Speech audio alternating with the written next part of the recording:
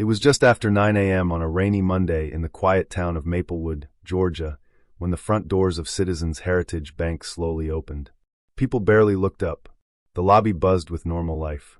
Customers stood in line holding coffee cups and deposit slips. Tellers counted cash behind the counter. Soft jazz music floated from ceiling speakers. Everything felt ordinary, until the little boy walked in alone. He couldn't have been older than 7. Tiny, thin, wearing oversized sneakers soaked from the rain. And in his arms, he carried a giant glass jar overflowing with coins.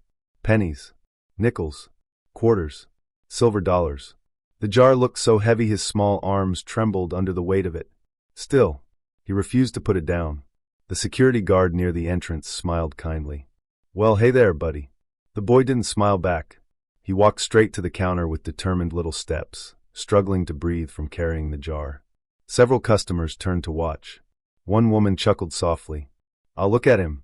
But branch manager Vanessa Harper didn't laugh. From her office near the back of the lobby, something about the child immediately felt wrong.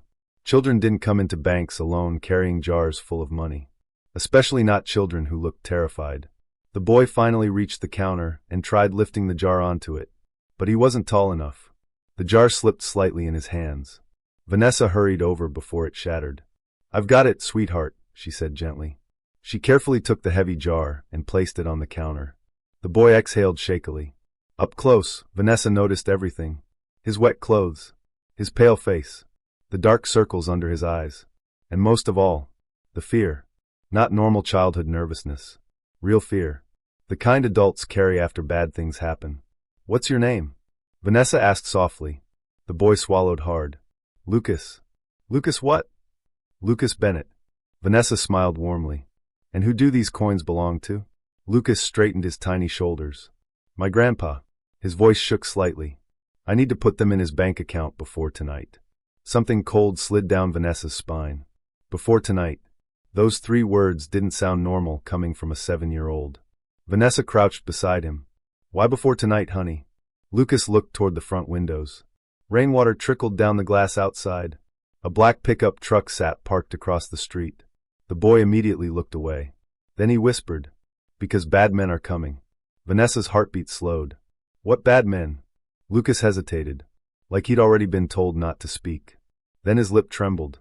"They said if Grandpa doesn't pay them tonight." His eyes filled with tears. "They'll take our house away forever." The bank suddenly didn't feel ordinary anymore. Vanessa gently guided Lucas into her office and shut the door behind them.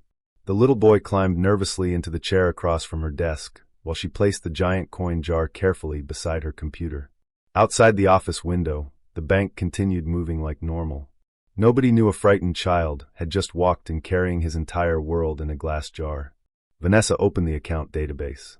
"Your grandfather's name?" "Henry Bennett." She typed quickly. The account appeared.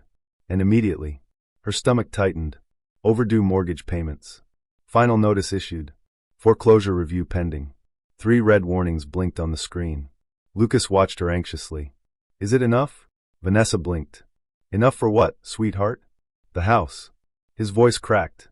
"Grandpa said we need money or they'll make us leave." Vanessa looked at the jar again.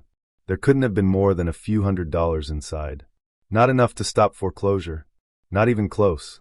Still, Lucas had carried it here alone. That meant something. Vanessa forced a gentle smile. "Let's count it first, okay?" Lucas nodded quickly. As the coin machine began rattling loudly beside her desk, Vanessa studied the little boy more carefully. His sneakers were muddy. His jacket zipper was broken. There was a bruise near his wrist. Not fresh, but recent enough to worry her. "Where are your parents, Lucas?" The boy looked down immediately. "My mom died when I was little." Vanessa's chest tightened. "And your dad?" Lucas didn't answer for several seconds. Then quietly, he left. The machine continued counting. $112, $247, $389. Lucas stared at the screen with desperate hope. "I saved for 2 years, he whispered. Vanessa looked at him. "What do you mean?" He wiped his nose with his sleeve. "Grandpa used to give me birthday money and ice cream money." He pointed at the jar proudly. "I kept all of it." Vanessa felt tears sting her eyes. "I sold my toys too," Lucas added. "And I helped Mrs. Green pull weeds for $5. The total climbed higher. $612. Then Vanessa noticed something strange mixed among the coins. Several old silver dollars. Real silver. Rare. She picked one up carefully. Heavy. Old. Valuable. Lucas, she said softly. Where did these come from? Grandpa kept them in a box. He said they were lucky. Vanessa turned the coin in the light. This wasn't ordinary pocket change. Some of these coins could be worth hundreds each. Before she could say another word, her office phone rang. The security desk. Vanessa answered quietly. Ms. Harper, the guard whispered urgently. There's a truck parked outside watching the bank. Vanessa's eyes slowly lifted toward the rain-covered windows. The black pickup was still there. Now 2 men sat inside, watching. Her pulse quickened. Call the police, she whispered. Then she slowly hung up. Lucas noticed her expression instantly. They found me, didn't they? Vanessa immediately knelt beside him. No one's going to hurt you.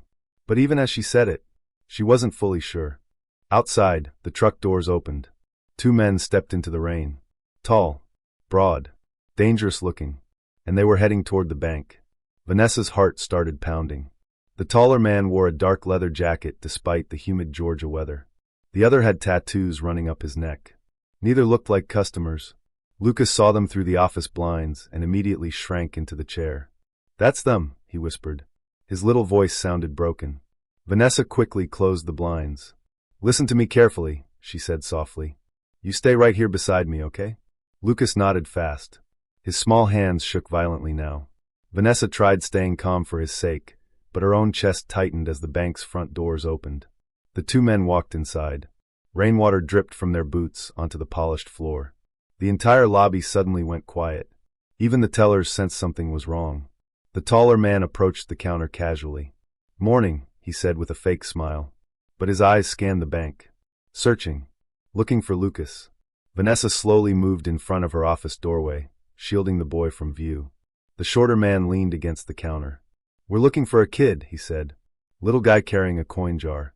Nobody answered. The security guard stepped closer cautiously. Why? The tattooed man smiled coldly. He belongs with family. Vanessa knew instantly that was a lie. Lucas grabbed the back of her sweater from behind. Tiny fingers trembling.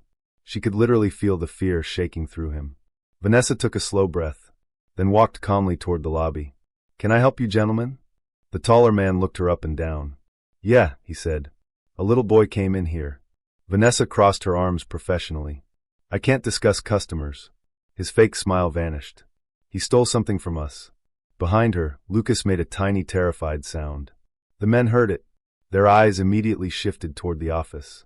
Vanessa stepped sideways, blocking the doorway completely. You need to leave, she said firmly. The taller man moved closer.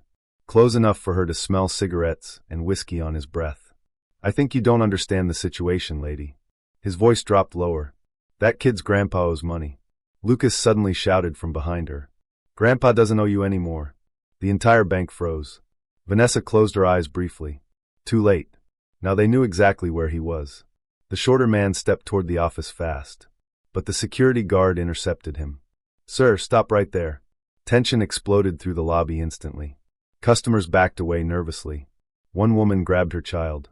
The taller man's eyes darkened. We're just trying to collect what's ours. No, Vanessa snapped. You're threatening a child. And that's when everything changed. The shorter man suddenly pulled a handgun halfway from his jacket. Screams erupted across the bank. People dropped to the floor. Lucas cried out in terror. Vanessa's blood ran cold. The security guard reached for his weapon, but froze when the gunman pointed directly at the office. Move, the tattooed man growled. Vanessa stepped backward protectively. No. The taller man smiled cruelly. You willing to die for some kid? Vanessa didn't answer. Because suddenly, something inside her shifted. Maybe it was the fear in Lucas's eyes. Maybe it was remembering her own son at that age before cancer took him away. Or maybe it was simply this. Some adults become monsters because nobody stops them. Vanessa stood taller. You touch that boy, she said quietly, and every officer in this county will bury you. Sirens suddenly echoed faintly outside. Police. The men heard them too. Panic flashed across their faces instantly. The taller man lunged toward the office. Vanessa reacted without thinking. She grabbed the heavy coin jar from the desk and slammed it into his shoulder. The jar shattered across the floor. Coins exploded everywhere. The man screamed in pain and crashed into a chair. Silver dollars rolled across the lobby. The gunman swung toward Vanessa furiously. But before he could aim, the bank doors burst open. Police! Drop the weapon! Four officers stormed inside with guns drawn. Chaos erupted. The shorter man tried grabbing Lucas, but Vanessa threw herself between them. The gun fired. Bang! Glass shattered behind the counter. Customers screamed. An officer tackled the gunman hard to the floor. The taller man tried running, but slipped on the spilled coins and crashed face first onto the marble tile. Within seconds, both men were pinned down in handcuffs. The entire bank fell silent except for Lucas crying behind Vanessa's desk. Vanessa turned immediately. The little boy sat curled into a ball, covering his ears. She rushed to him instantly. "It's okay," she whispered, kneeling beside him. "You're safe now." Lucas burst into tears and threw his tiny arms around her neck. Outside, rain still poured over Maplewood. But inside that bank, the nightmare was finally ending. 20 minutes later, another police car arrived, and an elderly man came rushing through the bank doors. Gray hair, worn denim jacket, breathing hard. "Lucas!" The boy looked up instantly. "Grandpa!" Henry Bennett dropped to his knees and pulled his grandson tightly into his arms. Both of them cried openly right there in the middle of the bank. Vanessa quietly turned away for a moment, trying not to cry herself. An officer approached her carrying a small velvet pouch. "Ma'am," he said softly, "you need to see this." Inside were the rare silver dollars from the shattered jar. The officer explained quickly, "These coins are stolen evidence." Vanessa blinked. "What?" Henry Bennett used to work as a bookkeeper for those men years ago. Henry overheard and stood slowly. Shame filled his tired eyes.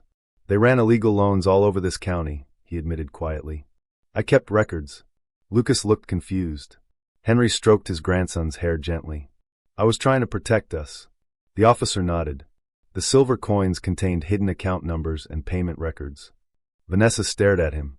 "The whole operation? Enough to put them away for years." Suddenly everything made sense. The threats, the fear, the desperate rush to the bank. Lucas hadn't just carried money into Citizens Heritage Bank that morning. He had carried the evidence that could destroy an entire criminal network. And he'd done it to save his grandfather, a 7-year-old child. Vanessa looked at Lucas again. Tiny, exhausted, brave beyond words.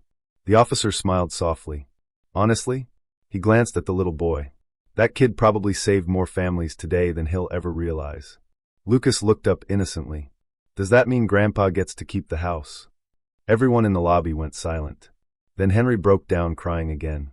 The bank manager approached slowly. "We'll work something out," she promised. And for the first time all morning, Lucas finally smiled. 1 month later, the story spread across all of Georgia. The brave boy with the coin jar. That's what the newspapers called him. Citizens Heritage Bank started a community fundraiser after hearing everything that happened. Donations poured in from everywhere. Teachers, firefighters, waitresses, retired veterans, people who knew what it meant to lose everything. By Christmas, more than $180,000 had been raised for families trapped in debt and foreclosure. Lucas and Henry got to keep their home. The criminal loan operation was shut down permanently. And Vanessa? She kept $1 silver on her desk forever. Not because it was valuable, but because it reminded her of something important. Sometimes courage doesn't look loud. Sometimes it looks like a scared little boy carrying a heavy jar through the rain because he refuses to give up on the person he loves most.